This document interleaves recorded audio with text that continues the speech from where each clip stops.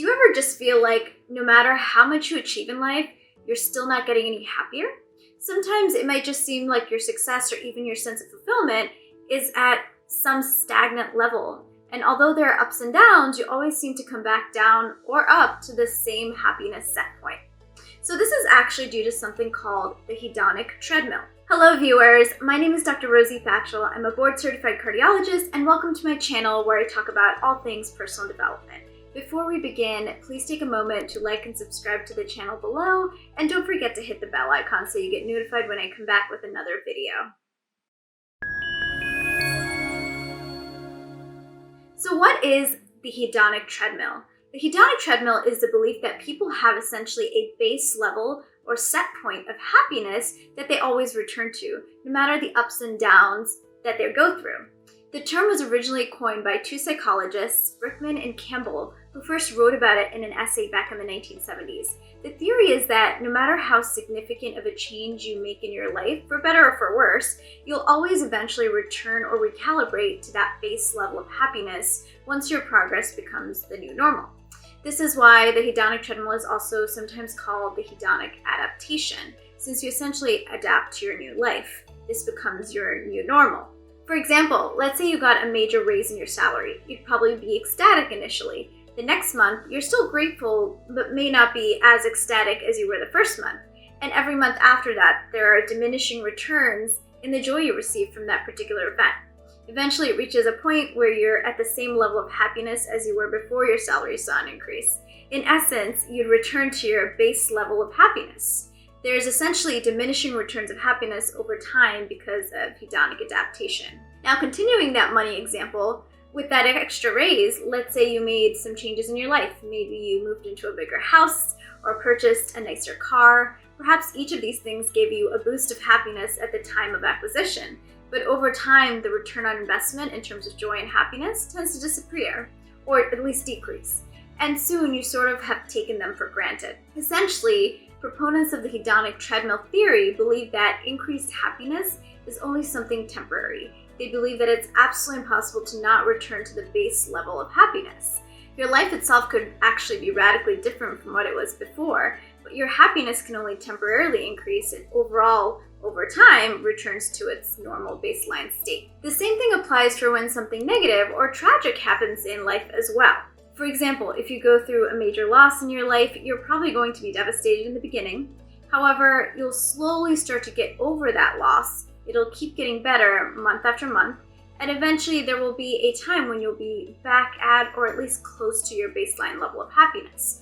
Your life overall might be extremely different, but you can and do adapt to new circumstances. Think about it. How many times have you felt like your entire world was about to end in the moment because something suboptimal had happened, only for you to be fine a few weeks later?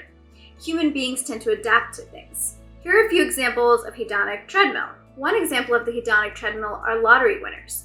The lives of lottery winners have been very well documented, and in most cases, lotto winners tend to have a massive increase in happiness at the very start. However, in the vast majority of cases, the happiness eventually drastically decreases, and they eventually go back to their baseline level of happiness. Accident victims are also an example of hedonic adaptation. After an accident, most victims have a significant decrease in the quality of their lives. They often can't move the same way, do the same things, and so forth. But eventually, even if accident victims have suffered permanent injuries, they often find that they can slowly start getting used to it and learn to recalibrate to a new lifestyle. These examples are obviously life-changing events, but the hedonic treadmill is applicable even in smaller and day-to-day aspects of our lives. For example, you start a new relationship and it's extremely exciting in the beginning, but over time that excitement wears off. Or you get a new car or a new purse and you're extremely excited to obtain it, but then a year later you barely even think of these items, or the purse is sitting in some corner of the closet, not even used, gathering dust. Or the first bite of a delicious plate of food seems to taste better than the rest, better than the 10th bite or the 20th bite. So to summarize, the hedonic treadmill theory suggests that our level of happiness will always recalibrate back to roughly the same state. And probably it originated as an adaptive phenomenon because you need to be able to move past things, both positive and negative, to be able to focus on your current situation or the present. So hedonic adaptation has both positive and negative attributes. On the one hand, the hedonic treadmill can make you feel like your life isn't good enough or that you're not happy enough. This means that you're constantly striving for the next best thing or the next best level, no matter what you've achieved. Essentially, you feel that your base level of happiness simply isn't good enough. On the other hand, the hedonic treadmill in tough situations can be helpful. No matter what loss or negative outcome that occurs, over time it will get better and eventually you will return to the same rough baseline level of happiness. How can you get off the hedonic treadmill? Here are a couple ideas. Number 1, figure out which type of happiness you're seeking. First, let's take a look at the two different types of happiness. Hedonism is the pursuit of pleasure. This may be in the form of larger things or successes or smaller daily things. The most common things associated with hedonism are things like food, video games, indulgence, movies, shopping, etc. But there's also another type of happiness, eudaimonia. This isn't the pursuit of cheap pleasure, but rather the pursuit of something meaningful. This could be meaningful relationships, meaningful work, or meaningful life experiences. Serving others, creating impact, being mission-focused, all of these fall within the bucket of eudaimonia. It helps us find purpose, and pursuing eudaimonia instead of hedonism could be a great way to avoid getting stuck in the hedonic treadmill. Number 2, practice mindfulness and self-reflection. Practicing mindfulness every day can help you get off the hedonic treadmill because it forces you to stop and reflect. It forces you to become more aware of what's going on around you, your past, your ideas of the future, and your overall position in life. Acknowledge some of the privileges you have while also being aware of some of the things that hold you back in life. Number 3, practice gratitude and optimism. Always take a look at what you have and be grateful for those things. At the end of the day, sometimes you have more than you think, and you've achieved more than you think, especially when you look back at where you started. It helps to build a culture of optimism in your mindset and your overall outlook.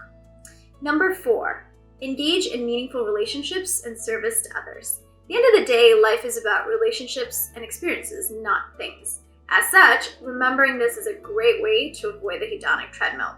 And focusing on purpose and impact can also help. What are you giving back to society? What are you giving back to the world? These are going to give you more of that eudaimonic happiness. At the end of the day, it's hard to completely avoid the hedonic treadmill, but we can minimize the negative effects. Remember once in a while to stop, breathe in the moment, and realize what you already have. And that's a wrap for this video. Let me know in the comments below whether you've experienced the hedonic treadmill and how you've managed to get off of it. If you enjoyed watching this video, give me a thumbs up and don't forget to subscribe. Until next time.